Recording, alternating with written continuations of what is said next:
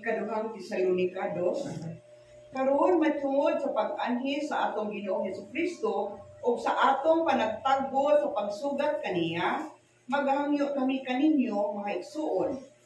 Nga dili unta kamo makuyawan pagdali ni makulbaan bisan pinaagi sa espiritu o sa pulong o pinaagi sa sulat sa pahayag nga daw kami mao ang nagaingon nga ang adlaw sa Ginoo ani ana. Ayaw kamo pagpalimpong ni bisan kinsa sa bisan unsang paagi.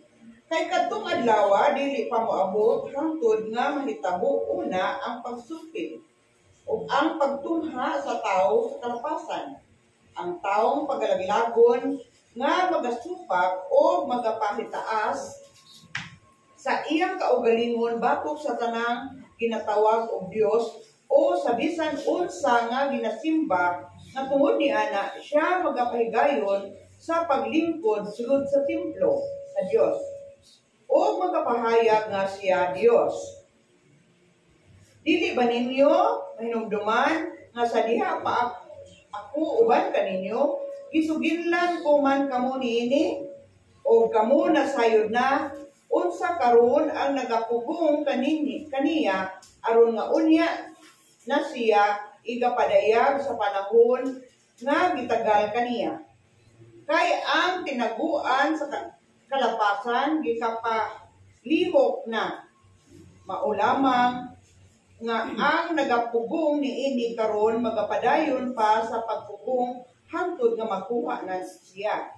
Ug unya ugaling ang masupilon ikapadayag na o pagapatyon kini sa Ginoong Hesus pinaagi sa ginhawa sa iyang baba o pagalaglagon kini pinaagi sa pagpadayag sa iyang pag-abot. Ang pag-abot sa masupilon pinaagi sa paglihok ni Satanas. Pagaubanan sa tanang kagahom o bakak nga mga ilahanan o katingalahan o pagaubanan sa tanang dautan nga paglimbong alang kanila nga pagalaglagon tungod kay sila na nagdumili man sa paghigugma sa kamatuuran aron mga luwas unta sila. Tungod niini ang Dios magapadala kanila og gahom sa paghisalaag aron sila managpanuo sa bakak. Aron pagahukman sa silot ang tanang mga mutuo sa kamatuuran. Wala mutuo sa kamatuuran. Aron pagahukman sa silot ang tanang wala mutuo sa kamatuuran. Kinunuan na himuot sa pagkadili matarong. Apan kinahanglan gayud nga sa kanunay kami maghatag og mga pagpasalamat ngadto sa Dios tungod kaninyo mga igsuon nga hinigugma sa Ginoo.